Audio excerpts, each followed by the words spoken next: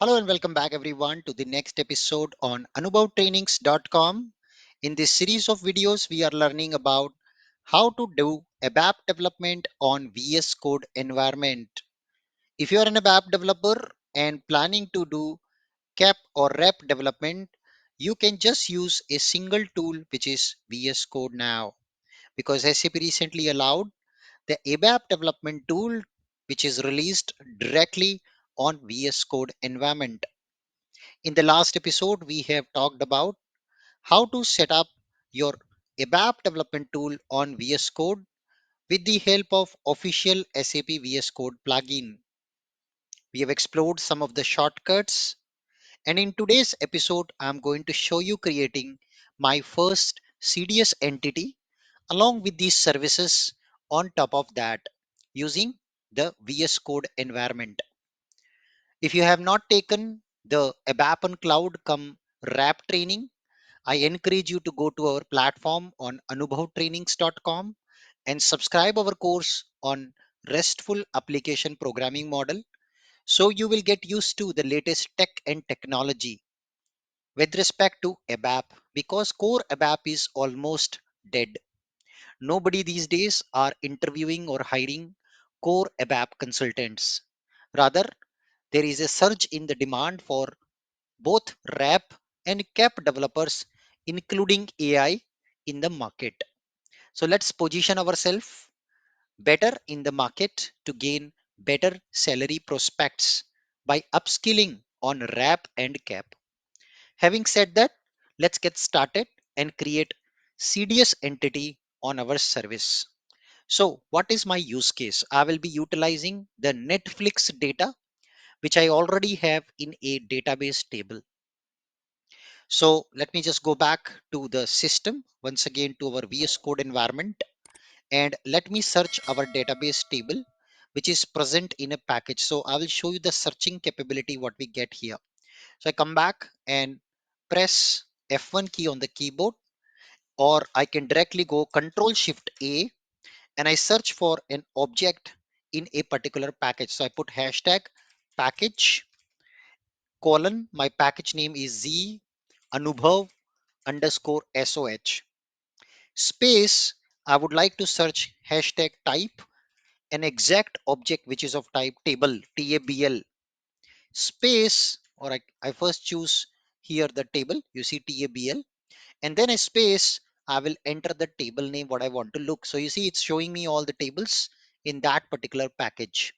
So I have tables for meal, flight meals, Olympics data, elections data from USA, and also the Netflix data for shows and movies.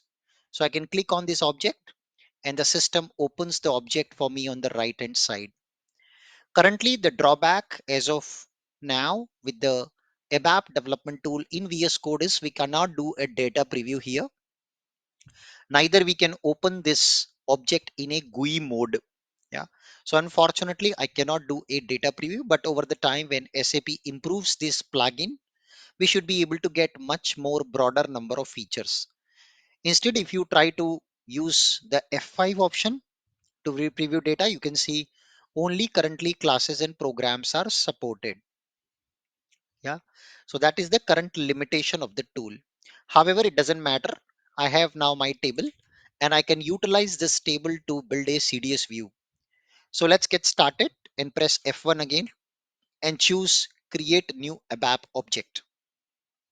Search for core data and services or DDLS data definition. You can see enter. And then I will choose my package $TMP.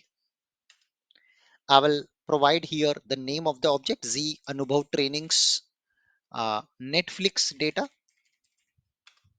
I provide a description,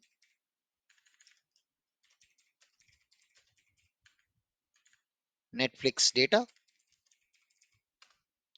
and then I can choose the type what I want to create a entity, a database table.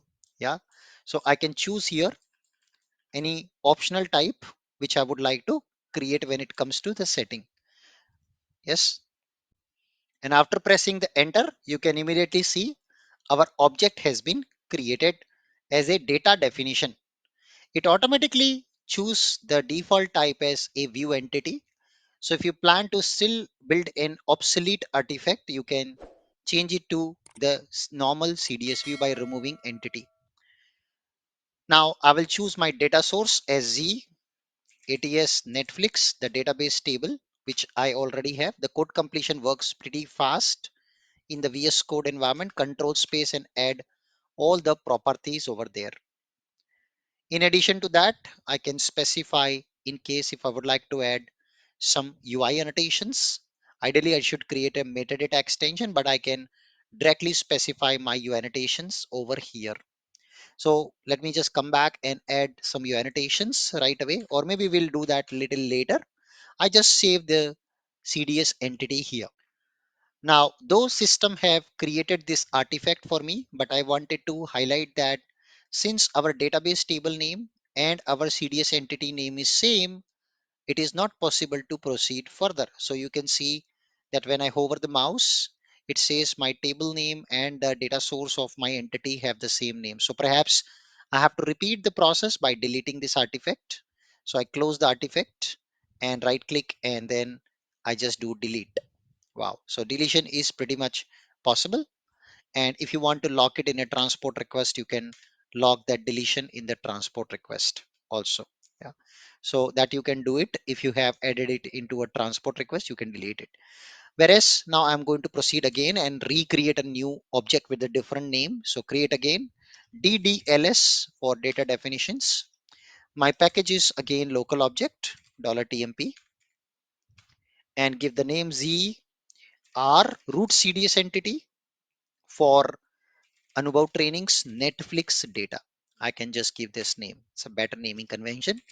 Netflix data CDS entity. And I can skip this part by pressing the enter and you can see the definition is created. So let's choose our data service now. So I can come back and choose our database table ATS Netflix and now control space and enter. And you see there is no more error here. So I can mark this CDS entity as root entity in case if I would plan to use it in the wrap framework by creating a automatically enabled wrap BO on top of this. And then we can just simply go back and save this. We can just go ahead and activate by pressing Control F3. The CDS entity is now activated. You can see activated successfully at the bottom and it is fully ready. Unfortunately, we again cannot see a data preview right now. Yes. So if I press F5 over here, you see only classes and programs are currently supported. Yeah. So still the ADT plugin for VS Code is evolving over the time. As the evolution happens, we will be getting more and more features enabled into the system. Having said that, it's time to create a service definition. So press F1, create new object and search for service definition. Let's put again our package. The same process follows and I will provide here the name of the service definition. So Z uh, Anubhav training service definition for Netflix data on VS Code. Enter. Give a description, service definition, and we are defining a definition. If I want to give any optional information, I can do it or I press enter to skip. And now over here, as always, we can come back and expose our entity as, let's say, Netflix set. Perfect. I press Control F3, pretty simple and straightforward.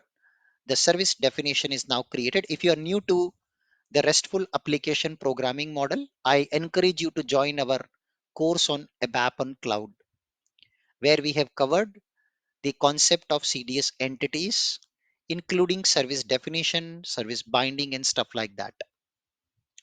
Right after this, it's time to create a service binding. So I can just come back, press F1 again, create new object, service binding. My local object is the package, the name Z Anubhav trainings, service binding for Netflix data of V2 UI. I want to use SAP OData version 2 with user interface. Press enter key, provide a description, service binding to expose data, and you can see different options as always, like you see in Eclipse tool. I will choose V2 UI and I can now press enter. Yeah. So this is how we can create finally the service binding. Okay, it is asking me now to provide the service definition name for which I would like to create the binding. So let me give this ZATS service definition Netflix VS. Yeah, and Wahala, you can see it has created now a service binding artifact. I save this and I press Control F3 again to activate the service binding. Fantastic. So my service binding is now active. So to be able to publish, we have to still use the classical technique by going back to the Eclipse tool or going to SAP GUI and open activate and maintain service transaction /n/iwfnd /main service and add our service over here, local, and choose here external service name. I select now and I choose add selected service to a local object, and this is how I publish my service binding. Fantastic. So let's test the service now, and I can just filter to find my service, and let me open by first activating the ICF node for this particular service and then test this service in my browser. So we're going to click the call browser button as always, and that should open the service metadata in front of us. Superb. So now can look at that it has got an entity set. Let me hit that entity set to just show you the data is floating or not. And yeah, so this is our result of the entity set, what it is producing currently. So that is how the system exposed now our service binding with the data. Fantastic. So I hope you enjoyed this session by understanding how to create CDS view. If you would like me to share this source code of table, test data, CDS view, and service binding and definition, kindly comment on this video. Nice video on ABAP with VS Code, and I will be sharing entire source code with all of you as part of this journey and this series. With that, thank you so much for being part of the session. In the next episode, we are going to build a Fiori application on top of this service binding. Thank you once again for joining, and I'll see you in the next session.